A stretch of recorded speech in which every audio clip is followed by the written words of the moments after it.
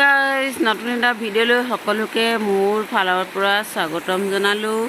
এয়া সকলোৱে শুই উঠিলে নিশ্চয়। এয়া আজি আমাৰ ফালে বতৰ চাওকচোন, এজাক ধুনীয়া বৰষুণ দিছে। বৰষুণ যাকে মানুহৰ দেহ মন একদম শীতল কৰি নিছে আৰু দেই। কাকা ফালে বৰষুণ দিছে জনাব।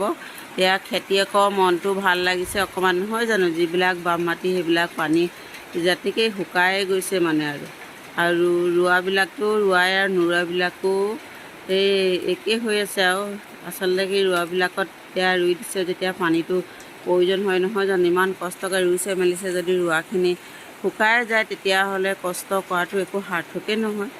গতিকে আজি এজাক এয়া বৰষুণ দি পিনে ধুনীয়া কৰিছে আৰু পথাৰখন অলপ মানুহৰ গাৰ মন শীতল কৰিছে। পথাৰবিলাকো ভাল হৈছে বৰষুণ দিয়াৰ কাৰণে।